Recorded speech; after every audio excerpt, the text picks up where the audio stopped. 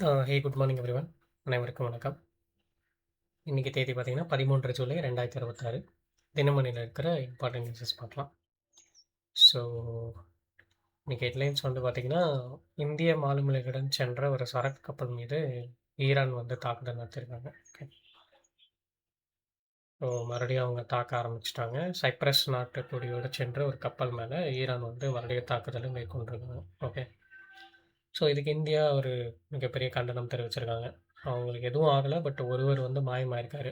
Okay, 10 பேரை save பண்ணுறாங்க, but ஒருவர் வந்து மாயமாயிருக்காரு. ஸோ அகைன் இவங்க வந்து என்ன பண்ணியிருக்காங்கன்னா, இந்த ஸ்ட்ரைட் ஆஃப் ஹார்மோஸ் வந்து க்ளோஸ் பண்ணிட்டாங்க ஈரான்.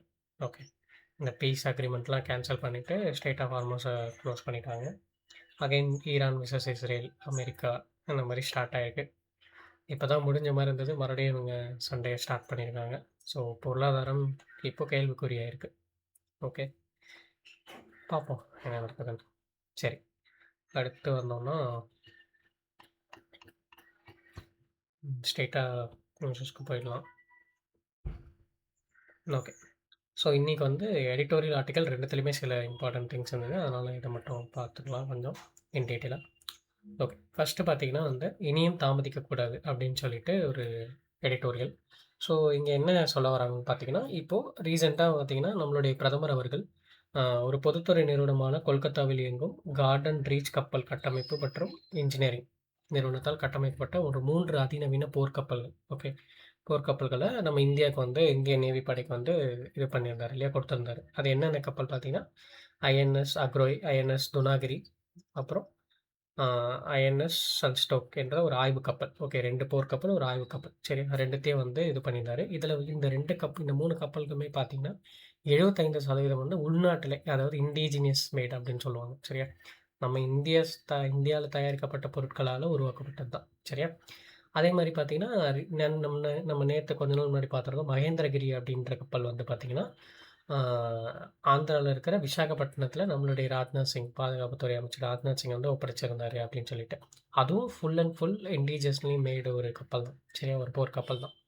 ஓகே, அது வந்து அதில் வந்து ரேடார் இருக்காது, ரேடார்லேருந்து தப்பிக்கக்கூடிய ஒரு அம்சம் கொண்ட ஒரு கப்பல். சரிங்களா, ஸோ இந்த மாதிரி ஒரு டிஃபென்ஸ் சம்மந்தப்பட்ட ஒரு பாதுகாப்பு தளவாடங்களுக்கு ரீசெண்டாக கூட பார்த்தீங்கன்னா ஒரு 52,000 க்ரோர்ஸ் வந்து அப்ரூவ் பண்ணியிருந்தாங்க. ஓகே, புது எக்யூப்மெண்ட்ஸ் வாங்குறதுக்கு எல்லாத்துக்கும். ஓகே, நம்மளுடைய கேபினெட் குழு. ஸோ இதெல்லாம் வந்து நம்ம இன்க்ரீஸ் பண்ணிகிட்டே இருந்தாலும், பட் உலக லெவலில் நம்ம பார்த்தோம்னா நம்ம வந்து பின்தங்கி தான் இருக்கோம். Okay, compare to other countries. Let's take, நீங்கள் அமெரிக்கா எடுத்துக்கோங்க, இல்லை ஒரு ஃப்ரான்ஸ் எடுத்துக்கோங்க, இல்லை ஒரு யூரோப்பியன் யூனியன் கண்ட்ரிஸ் எடுத்துக்கோங்க, இல்லை சீனா எடுத்துக்கோங்க, ஜப்பான் எடுத்துக்கோங்க, தென் கொரியா. ஸோ இதெல்லாம் நம்ம பார்க்கும்போது நம்ம கொஞ்சம் பின்னாடி தான் இருக்கோம். ஸோ இதை வந்து நம்ம வந்து இன்னும் இன்க்ரீஸ் பண்ணணும். ஓகே, அதுக்கு சில செயல் திட்டங்களை வந்து நம்மளுடைய அரசாங்கம் வந்து செய்யணும் அப்படின்றது தான் இங்கே கொடுத்துருக்காங்க. சரியா, ஸோ இப்போ இங்கே பாருங்கள் கொடுத்துருக்காங்க. கடந்த 10 ஆண்டுகளில் 53 போர்க்கப்பல்கள், 7 நீர்மூழ்கி கப்பல்கள் இந்திய கடற்படையில் இணைக்கப்பட்டிருக்கின்றன. அவற்றில் 1 மட்டும்தான் வெளிநாட்டிலிருந்து பெறப்பட்டது. Okay, INS Arihant, INS Arighaat என்ற அணுசக்தியில் இயங்கும் நீர்மூழ்கி கப்பல் என்பதை நான் நினைவுக்கும் போகின்றேன். ஓகே, அதே மாதிரி பார்த்தீங்கன்னா இந்திய கடற்படையில் இப்போது 135 போர்க்கப்பல்கள் இருக்கின்றன. ஓகே, அதாவது கடந்த 10 ஆண்டுகள் இவ்வளோ, இந்த ஒரு மொத்தமாக 135 இருக்குது. அவற்றில் பார்த்தீங்கன்னா 39 போர்க்கப்பல்கள் மட்டும் டாக் கப்பல் நிறுவனத்தின் வடிவமைக்கப்பட்டு தயாரானவை.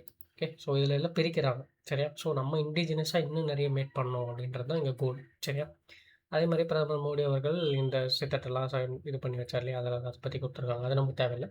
ஸோ சீனாவோட ஒப்பிடும்போது வெகு தொலைவில் இருக்கிறோம். உலகளாவிய அளவில் 47% கப்பல்களுடன் சீனா முதலிடத்திலும், 29% தென்கொரியாவும், 17% ஜப்பானும் 2-3ஆம் இடங்களில் இருக்கின்றன. இந்தியாவின் கப்பல் பங்களிப்பு வெறும் 1.2% தான்.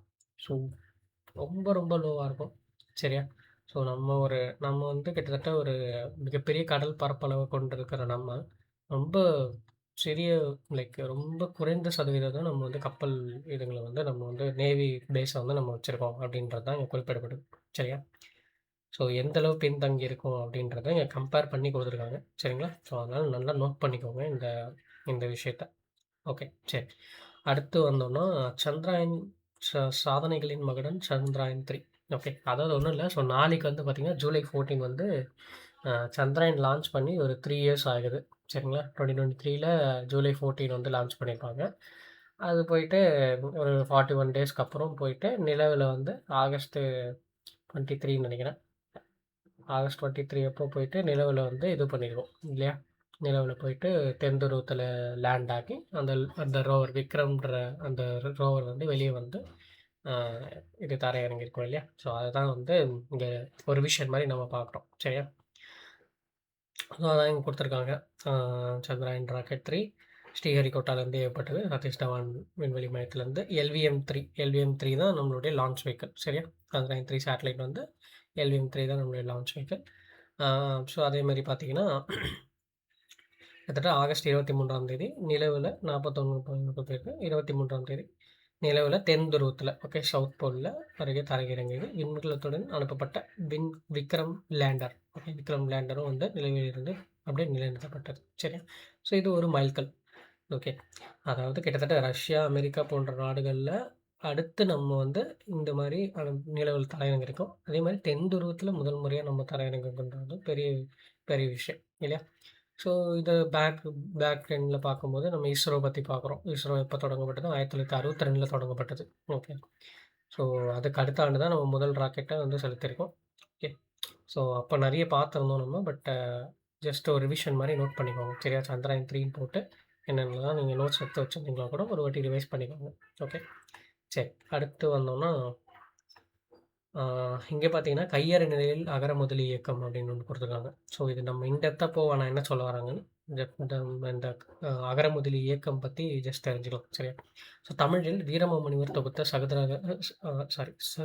சதுரகாதியை படித்து பொருளறிந்து கொள்வது இலகுவாக இல்லை என்பதற்காக தமிழ்ச் சொற்களை தமிழ் அகராதி தொகுக்க அப்போதைய முதல்வர் கருணாநிதி செந்தமிழ் சொற்பிறப்பியல் அகரமுதலி திட்டம் இயக்கத்தை கடந்த 1974ஆம் ஆண்டு தோற்றுவித்தார். இது நல்லா நோட் பண்ணிக்கோங்க. சரியா? ஸோ அதாவது சதுரகராதி அப்படின்னு சொல்லிட்டு வீரமாமுனிவர் ஒண்ணு எழுதியிருப்பாரு. சரியா? அது புரியலன்னு அத நம்மளால அண்டர்ஸ்டாண்ட் பண்ணிக்க முடியலன்னு சொல்லிட்டு, அத இன்னும் நல்லா நல்லா படிச்சு ஒரு பொருள் பொருள் விளக்கமா ஒரு தரக்கூடிய ஒரு செந்தமிழ் சொற்பியல்பியல் அகரமுதலி திட்டம் இயக்கம். இத வந்து 1974ல நம்மளுடைய முன்னாள் முதல்வர் கருணாநிதி அவர்கள் தோற்றுவித்திருக்காரு. சரிங்களா? ஸோ, அதன் முதல் இயக்குனராக தேவநேய பாவாணர் அவர்கள் நியமிக்கப்பட்டிருக்காங்க. சரியா? இது ரொம்ப இம்பார்ட்டன்ட். ஓகே. ஸோ, அடுத்து பார்த்தீங்கன்னா, இப்போ இந்த இயக்கம் ஓகே. இந்த இயக்கம் வந்து முற்றிலும் வந்து ஒரு என்ன சொல்றது? சுத்தமா ரன்னே ஆகல அப்படின்றது தான் இங்க இங்க மெயினா பேச வர இஷ்யூ. ஓகே. பட் நம்ம அத பார்க்கல. ஓகே.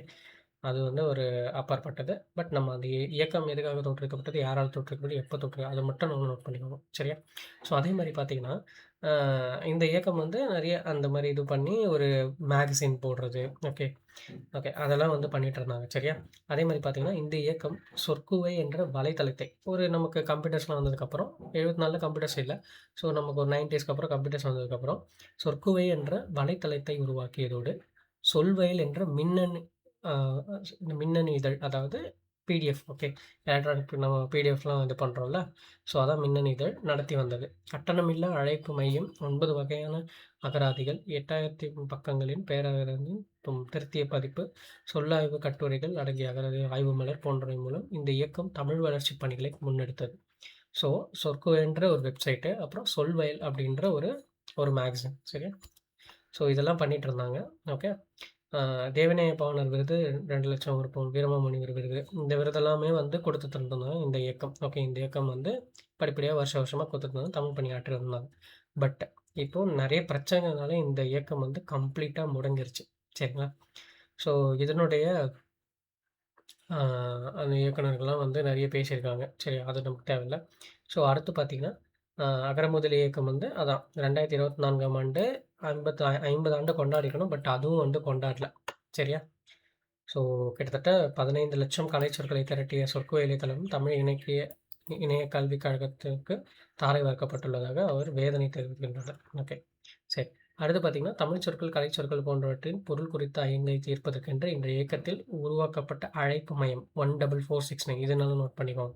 ஸோ இந்த மையத்தோட அழைப்பு மையம் ஓகே ஒரு ஃப்ரீ டோல் நம்பர் பார்த்தீங்கன்னா 14469 அப்படின்றது முற்றிலுமா முடங்கியிருக்கு அப்படின்றத சொல்றாங்க. ஓகே. ஸோ இந்த ஆர்டிக்கிள் நல்லா நோட் பண்ணிக்கோங்க. Each and every point take notes. உங்களுக்கு இதுவா இருந்தது அப்படின்னா, சரிங்களா? ஸோ கண்டிப்பா இது எக்ஸாம்ல ரிஃப்ளெக்ட் ஆகும். சரிங்களா? ஓகே. அடுத்து வந்தோம்னா சாரி எனக்கு ரொம்ப டைம் எடுக்குது. பட் நம்ம அவ்வளோ நியூஸஸ் நம்ம பார்க்குறோம். ஸோ இன்னைக்கு வேற தான் நான் ஆல்மோஸ்ட் நிரிணி வந்து மூடியது ஈரான்றத இங்க குடுத்துருக்காங்க. ஓகே. ஸோ அடுத்து வந்து ஞானபீட விருது ஆல்ரெடி வைரமுத்துக்கு அறிவிச்சிருந்தாங்க. அத நேத்து வந்து குடுத்துருக்காங்க அவருக்கு. சரியா? ஓகே. சரி. ஆ வேற எதுவும் பெருசா செய்திகள் இல்ல. நம்ம நாளைக்கு சந்திக்கலாம். Thank you.